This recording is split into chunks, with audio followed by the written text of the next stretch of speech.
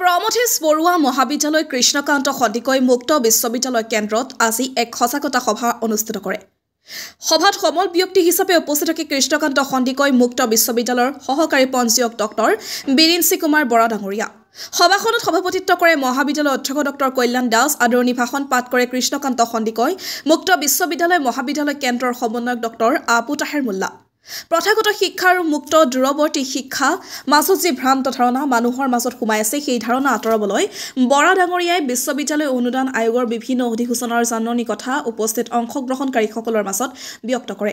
সভাখনত উপস্থিত থাকে কৃষ্ণকান্ত সন্দিকৈ মুক্ত বিশ্ববিদ্যালয়ৰ প্ৰমথেশ বৰুৱা মহাবিদ্যালয় কেন্দ্ৰৰ পৰা উত্তীৰ্ণ হোৱা স্নাতকোত্তৰ কেইবাজনো শিক্ষাৰ্থীৰ লগতে উপস্থিত থাকে মহাবিদ্যালয়ৰ প্ৰাক্তন তথা বৰ্তমানে অধ্যয়ন কৰি থকা বিভিন্ন ছাত্ৰ-ছাত্ৰী।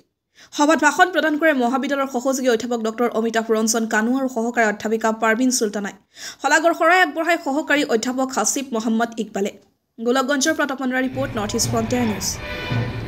কৃষ্ণকান্ত সন্দিকৈ ৰাজ্যিক মুক্ত বিশ্ববিদ্যালয়ৰ যিটো অডিয়েল এক্সপানশ্যন স্কিম তাৰ অধীনত আজি ইয়াতে এটা অডিয়েল এৱাৰনেছ কেম্প কৰিবলৈ আহিছিলোঁ, এডমিশ্যন এৱাৰনেছ কেম্প কৰিবলৈ আহিছিলোঁ আৰু ইয়াত উপস্থিত থাকি মই আপ্লুত হৈছোঁ এইকাৰণে যে সমাজৰ বিভিন্ন স্তৰৰ লোক আহি আজি এই অনুষ্ঠানটোত উপস্থিত আছিল।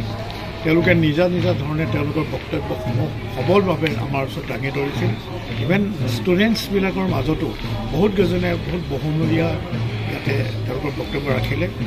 ডক্টৰ কানু ছাৰ বা আমাৰ পলিটিকেল ছায়েন্সৰ মেম তেওঁলোকেও যথেষ্ট সাৱলীলভাৱে তেওঁলোকৰ অডিয়েলৰ ওপৰত বক্তব্য দাঙি ধৰিলে।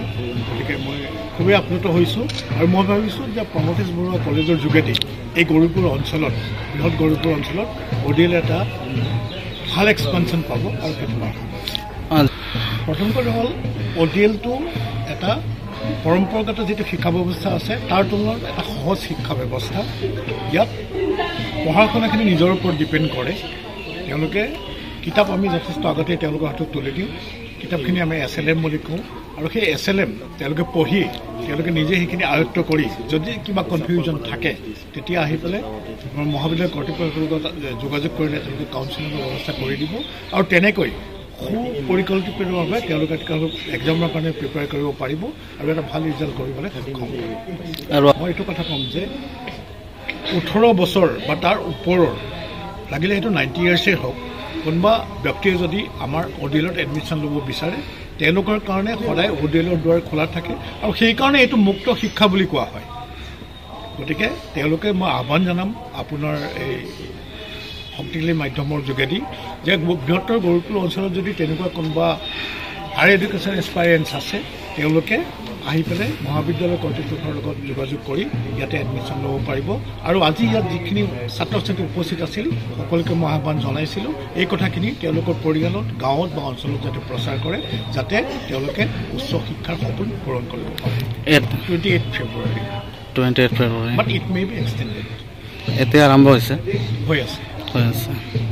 গতিকে সমাজৰ সকলো স্তৰৰ লোকক আগবাঢ়ি আহি তেওঁলোকৰ আমাৰ এডুকেশ্যন বিয়ণ্ড বেৰিয়াৰটোৱে আমাৰ মটো। গতিকে সেই বেৰিয়াৰবিলাক চব পাৰ কৰি আহি পেলাই অডিয়েলত এডমিশ্যন লৈ তেওঁলোকে উচ্চ শিক্ষাৰ সপোন পূৰণ কৰক এইটোৱে মই আহ্বান।